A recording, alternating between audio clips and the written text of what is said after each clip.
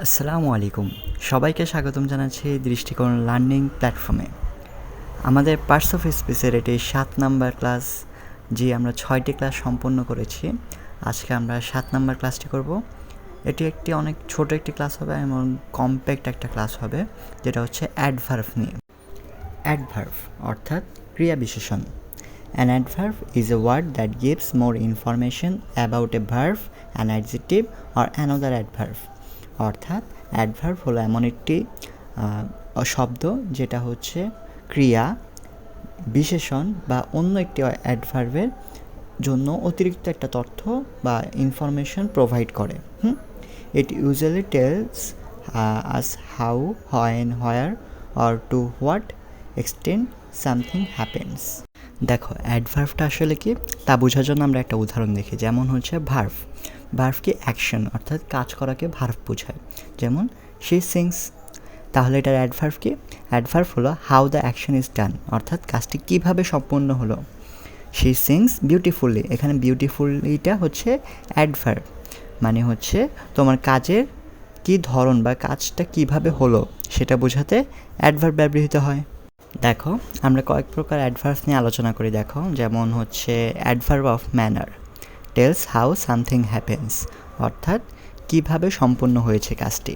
Examples দেখো, she speaks softly, he runs quickly, they fought bravely. অর্থাৎ softly, quickly, bravely এগুলো হচ্ছে adverb of manner, অর্থাৎ কীভাবে সম্পন্ন হয়েছে এগুলো তা নির্দেশ করে। এরপর হচ্ছে adverb of time, tells when something happens, অর্থাৎ কখন হলো। যেমন I will call you tomorrow, he came early, we met yesterday, অর্থাৎ যেটা দিয়ে টাইম বোঝাবে সেই অ্যাডভার্বগুলো হচ্ছে adverb of time. Adverb of place অর্থাৎ টেলস হোয়েন সামথিং হ্যাপেন্স। যেমন দেখো, she is sitting outside, the kids are playing here, he went abroad. অর্থাৎ যেসব অ্যাডভার্ব দিয়ে প্লেস বোঝাবে সেগুলোকেই আমরা অ্যাডভার্ব অফ প্লেস বলবো। নেক্সট হচ্ছে অ্যাডভার্ব অফ ফ্রিকোয়েন্সি, অর্থাৎ tells how often something happens. অর্থাৎ এক্সাম্পলসগুলো দেখলেই বুঝতে পারবে।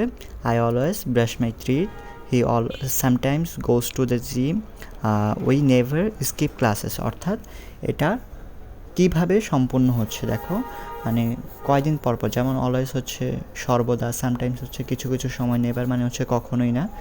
এসব অ্যাডভার্বকে বলা adverb of frequency. Adverb of degree, tells how much or to what extent. যেমন she is very happy, I almost miss the train, it's too late. অর্থাৎ ভেরি, অলমোস্ট, টু এমন কিছু অ্যাডভার্ব থাকলে সেগুলো হবে অ্যাডভার্ব অফ ডিগ্রি। এরপর দেখো interrogative adverb, use to ask questions, অর্থাৎ প্রশ্ন জিজ্ঞেস করতে যেসব অ্যাডভার্ব ব্যবহৃত হয় সেগুলো হচ্ছে ইন্টারোগেটিভ অ্যাডভার্ব। যেমন হচ্ছে when you will arrive, why you are upset, how did you do that. এখানে হোয়েন, ওয়াই, হাউ এগুলো হচ্ছে ইন্টারোগেটিভ অ্যাডভার্ব। দেখো relative adverb, introduces a dependent clause and relates to a noun.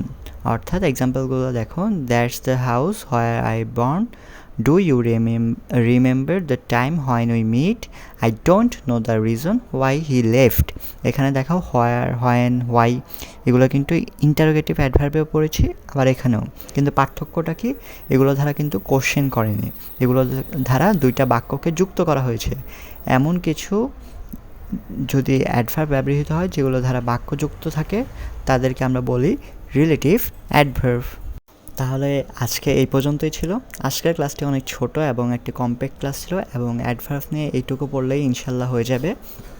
Next ক্লাসে আমরা একটা অনেক ইম্পর্ট্যান্ট টপিক পড়বো, সেটা হচ্ছে প্রিপোজিশন, এবং কি আমরা প্রিপোজিশনের রুলসগুলো সহ পড়বো। আমরা ভার্বের ক্লাসে কিন্তু রাইট ফর্ম অফ ভার্বস করিনি, কিন্তু আমরা প্রিপোজিশন ক্লাসে রুল সহ প্রিপোজিশন শিখব ইনশাআল্লাহ। সেই পর্যন্ত হ্যাভ এ গ্রেট ডে। আসসালামু আলাইকুম।